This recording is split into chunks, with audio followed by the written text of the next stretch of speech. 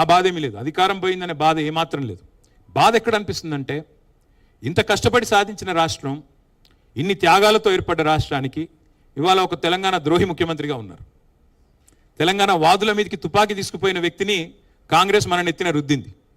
సరే, Congress కల్చరే sealed cover సీఎంలు, మీకు తెలుసు. ఎవరు ఎక్కువ డబ్బులు ఇస్తే వాళ్ళకి ముఖ్యమంత్రి పదవి వస్తుంది. చూడదే, అది అందరికీ తెలిసిందని కొత్తదేమీ లేదు. అలాగే ఇవాళ ఒక తెలంగాణ ద్రోహిని మన మీద రుద్ది, ఆయన ద్వారా ఇంకా కూడా 2.5 సంవత్సరాలు అయిపోయింది. జనరల్గా సినిమా భాషలో చెప్పాలి అంటే, ఒక సినిమా హిట్టా ఫట్టా అనేది ట్రైలర్ చూస్తే తెలిసిపోద్ది. కానీ ఇక్కడ ఇంటర్వ్యూలు కూడా అయిపోయింది. First half over, first half disaster, second half even ముగ్గురు డిజాస్టర్ పక్కా. కాబట్టి ఇంకా పెద్దగా చూడడానికి కానీ ఇంకోటి కానీ ఏం లేదు. అన్నం ఉడికిందా లేదా అని తెలుసుకోవడానికి ఒక మెతుకు ముట్టుకుంటే చాలు కదా. మరి 2.5 సంవత్సరాలైంది. ముఖ్యమంత్రి గారు మాట్లాడే అపసవ్యపు మాటలు ఏంటుంటే ఏడవాలో నవ్వాలో తెలవట్లేదు. 100 రోజులు 6 గ్యారంటీలని పనికిమాలిన ప్రచారాలు చేసిందే మీరు. ఆర్థిక పరిస్థితి ఏంటి అంటే, మా కాంగ్రెస్కు అపారమైన అనుభవం ఉంది, మేము చాలా పెద్దవాళ్ళం, మా తాతలు నేతులు దాగారు, మా మూతుల వాసన చూడండి, చాలా కాలం నడిపాం, నిర్విఘ్నంగా నడిపాం ప్రభుత్వాలను, మాకున్న అమోఘమైన ఆర్థిక పరిజ్ఞానంతో అద్భుతాలు సృష్టిస్తాం, ఇదే ఉంది, 6 గ్యారంటీలు అనాయాసంగా ఇస్తామన్నారు 100 రోజుల్లో. ఇవాళ ముఖ్యమంత్రి గారు ఏమంటున్నారు, 100 రోజులు ఏమైందయ్యా అంటే, ఎంత కండలు తిరిగిన పైల్వానైనా 3 నెలల్లో పిల్లలు పుట్టిస్తాడా? సరే, 3 నెలల్లో పిల్లలు పుట్టరు స్వామి, మాకు తెలుసు. కానీ 30 నెలల్లో పుట్టకపోతే ఏమనాలి మిమ్మల్ని? ఏమని పిలవాలి? నేనంటే మళ్ళీ బాధపడతారు, అహంకారం అంటారు. నేను అడగట్లా, 3 నెలల్లో పిల్లలు పుట్టలేదు, సరే ఓకే. 30 నెలల్లో పుట్టకపోతే ఏమనాలి మిమ్మల్ని? ఏమని పిలవాలి? నపుంసకులు అనాలా? ఏమనాలి? ఏమని పిలవాలి? ఇవాళ ఎంత దరిద్రమైన పరిస్థితి అంటే, తెలంగాణలో వడ్డించిన విస్తర్లాగా బంగారు పల్లెల్లో పెట్టి అప్పచెప్పాం మీకు రాష్ట్రాన్ని. లెక్కలు కూడా నేను నా దగ్గర చెప్పండి, మొత్తం కాగితాలన్నీ తెచ్చాను. కొంతమంది అనుమానాలు ఎక్కువ ఉంటాయి కాబట్టి తెచ్చాను అవి కూడా. కట్టిన ఇల్లు పెట్టిన పోయినట్టు అప్పచెప్పినాం మీకు. ఆ రోజు బ్రహ్మాండంగా కేసీఆర్ గారు ఉన్నప్పుడు కరోనా వచ్చినా రైతు బంధు ఆగలేదు, కళ్యాణ లక్ష్మి ఆగలేదు, కేసీఆర్ కిట్ ఆగలేదు, ఆసరా పెన్షన్లు ఆగలేదు, ఉద్యోగుల జీతాలు ఆగలేదు, ఏది ఆగలేదే. మరి ఇవాళ మీ పాలనలో నేను అడుగుతా ఉన్నా, ఏ ఒక్క పథకం పెట్టలేదు కొత్తది. 6 గ్యారంటీలు ఎప్పుడు అటకెక్కిచ్చారు.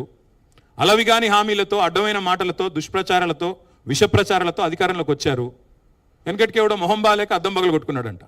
అట్లా ఈయన కూడా పరిపాలన చేత కాదు, కప్పం కట్టడం ఒకటి తెలుసు, ధాన్యం సంచులు కొని తెలివి లేదు, ధనం సంచులు ఢిల్లీకి మోసేది తెలుసు. అందుకే ఇవాళ ఏం చేస్తున్నాడు? ఏమీ లేదు. తెల్లారు లేస్తే కేసీఆర్ నామస్మరణ, అదేదో పాట ఉంటుంది, హిందీ పాట, తునే క్యా కియా అంటే తేరా నామ్ లియా తుజే యాద్ కియా అని.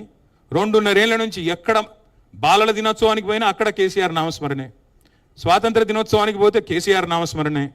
తప్ప నువ్వు చేసిందే ఉంది 2.5 ఏళ్ళు.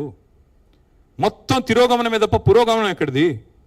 ఒక్కసారి చూడండి. నేనేదో ఊరికి చెప్పట్లేదు, కాకి లెక్కలు చెప్పట్లేదు. SOTR is down, state own tax revenue is down, registration revenue is down, GST growth rate is down, vehicle sales revenue down. ఒకటే ఒక్క డిపార్ట్మెంట్ బాగా పనిచేస్తుంది, మీకు తెలుసు అదేందో, ఎక్సైజ్. మందుగమనం ఒక్కటే జోరు మీద ఉంది, మందగమనం మిగతాదంతా మందగమనమే. మందుగమనం మాత్రం జోరు మీద ఉంది, మిగతాదంతా మందగమనమే. ఇవాళ విచిత్రం, ఇంకా మాకు ఆశ్చర్యం ఎక్కడ అనిపిస్తుంది అంటే, ప్రభుత్వం ఏమో హ్యాండ్సప్ అన్నది, అన్ని డౌన్ కిందికి, నినాదమేమో రైజింగ్, తెలంగాణ రైజింగ్ నినాదం. మళ్ళీ ఇప్పుడు కాదు, నేను గెలిపించింది 2028 వరకు, నువ్వేమో 2047 కబుర్లు చెప్తున్నావు. 2047 తెలంగాణ రైజింగ్, నినాదం రైజింగ్, విధానం ఫాలింగ్. నినాదమేమో రైజింగ్, చూస్తే మొత్తం కింద లెక్కలు చూస్తే మాత్రం మొత్తం ఫాలింగ్. వరుసగా రెవెన్యూ లోటు 2 ఏళ్ళు. 2024-25లో రెవెన్యూ లోటు 9,420 కోట్లు. 2025-26లో 9,235 crores. నిన్న బట్టి విక్రమార్క గారు చెప్పినట్టు విన్నాను నేను. పైసలు లేవు, ఏమి చేయలేము, దివాలా తీసినాము అని చెప్తా ఉన్నారు. ఇంకా ఒక డైలాగ్ కొడతా ఉంటారు ముఖ్యమంత్రి గారు ఎప్పుడు, తొక్కుకుంటూ వచ్చినా. తొక్కినావు, తెలంగాణని పాతాలని తొక్కేసినావు ఆల్రెడీ. నువ్వు ఆర్థిక వ్యవస్థను తొక్కేసినావు, నువ్వు వచ్చిన తర్వాత చిదిమేశావు. కరోనా కాలంలో కంటే కూడా ఇప్పుడు కాంగ్రెస్ కాలంలోనే ఇంకా డేంజరస్ ట్రెండ్స్ ఉన్నాయి. ఇప్పుడు ఆర్థిక పరంగా చూసినట్టయితే కరోనా కంటే కూడా కాంగ్రెస్ డేంజర్ అనేది వాళ్ళ ప్రజలకు అర్థమైంది. స్వయం పాలనలో తెలంగాణ స్వయం పోషకంగా ఎదిగింది. 84% స్టేట్ ఓన్ ట్యాక్స్ రెవెన్యూస్తో highest SOTR in the country Telangana. కేంద్రం దిక్కులు చూసే అవసరం లేకుండా తీర్చిదిద్దారు కేసీఆర్. తెలంగాణ స్వయం పోషక రాష్ట్రంగా తన కాళ్ళ మీద, మేము సెల్ఫ్ డబ్బాలు కొట్టుకోలేదు, సెల్ఫ్ రిలయంట్గా ఎదిగాం. సెల్ఫ్ డబ్బాలు కొట్టుకోకుండా సెల్ఫ్ రిలయంట్గా తెలంగాణ ఉండాలని ప్రయత్నం చేశాం. అందుకే దేశంలో హైయెస్ట్ ఎస్ఓటిఆర్ తెలంగాణ. ఇవాళ చూస్తే మరి ఒకటిగా నేను చెప్పమంటే లెక్కలు చాలా ఉన్నాయి. 23-24 నాటికి ఎస్ఓటిఆర్లో మరి దేశంలో నెంబర్ 1 తెలంగాణ. 10 ఏళ్ళు టాప్ స్టేట్ ఆర్థిక పరంగా చూసినట్టయితే. మరి ఇప్పుడు గత 2.5 ఏళ్ళు కాంగ్రెస్ ఏళ్ళలో ఏం జరిగింది? 2023లో ఎస్ఓటిఆర్ 1,11,798. నెక్స్ట్ ఇయర్ పెరగాలి జనరల్గా అయితే. నెక్స్ట్ ఇయర్ ఏం జరిగింది? 24-25కి పెరగాల్సింది పోయి 1,09,000 కోట్లు. 1,11,000 ఉన్నది, 1,09,000 కోట్లు అంటే ఇంకా 2,000 కోట్లు తగ్గింది. ఇక 26లో మరి ఏమవుతుందో చూడాలి. ఎందుకు చెప్తా ఉన్నా అంటే జిఎస్టీలో ఇదే పరిస్థితి. అక్కడ కూడా డౌను, రిజిస్ట్రేషన్ ఆదాయం డౌను. అట్లాగే అన్ని రంగాల్లో మీరు ఏ రంగం అన్నా తీసుకోండి, డౌన్ తప్ప పైకి లేదు. ముఖ్యమంత్రి గారు రాష్ట్ర ప్రభుత్వం అడ్వర్టైజ్మెంట్లు ఇస్తూ ఉంది. ఏమని? నిన్న ఇంకోటి విచిత్రం, భట్టి విక్రమార్క గారు పైనేమో పేపర్లో ఆర్థిక పరిస్థితి బాగలేదు, కింద చూస్తేనేమో అరపేజ్ ప్రకటన. మళ్ళీ ఆర్థిక పరిస్థితి బాగలేదు, కింద అరపేజ్ ప్రకటన. మీ ముఖారవిందాలు ఎందుకు అక్కడ? మరి కొద్దిగా దుబారా చేయకుండా కాపాడొచ్చు కదా, అది మాత్రం లేదు. అట్లా ఇంకా విచిత్రం, మమ్మల్ని మాట్లాడితే ముఖ్యమంత్రి గారు అనే మాట కేసీఆర్ గారు అప్పులపాలు చేసిపోయారు. పార్లమెంట్ సాక్షిగా కేంద్ర ప్రభుత్వం ఆర్బీఐ చెప్పింది కదా, ఇంకా సిగ్గు లేకుండా ఎన్ని రోజులు అబద్ధాలు చెప్తారు?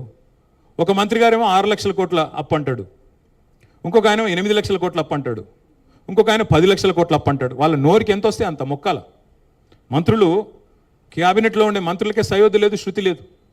ఒక ఆయనేమో 60,000 ఉద్యోగాలు ఇచ్చామంటారు ముఖ్యమంత్రి గారు, 70,000 ఉద్యోగాలు ఇచ్చామని పొన్నం ప్రభాకర్ గారు అంటారు, 80,000 ఉద్యోగాలు ఇచ్చామని శ్రీధర్ బాబు గారు చెప్తారు. లేదు 1,00,000 ఉద్యోగాలు ఇచ్చామని చెప్పి మహేష్ కుమార్ గౌడ్ గారు చెప్తున్నారు.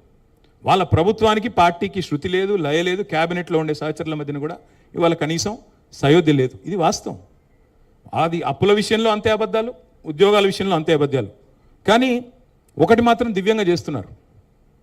మేము మొత్తం 10 ఏళ్లలో 9.5 ఏళ్లలో చేసిన అప్పు 2.8 lakh crores, 2,80,000 కోట్లు. ఇది నా లెక్క కాదు, ఆర్బీఐ లెక్క, కేంద్ర ప్రభుత్వం పార్లమెంట్లో చెప్పిన లెక్క. తెలంగాణ రాష్ట్రం ఏర్పడ్డ నాడు 72,000 కోట్ల అప్పుతో మన ప్రయాణం ప్రారంభమైంది. వారసత్వంగా మాకు సంక్రమించింది 72,000 కోట్ల అప్పు. మేము దిగిపోయినాడు 3,50,000 కోట్ల అప్పు. అంటే మేము చేసింది మధ్యలో పాత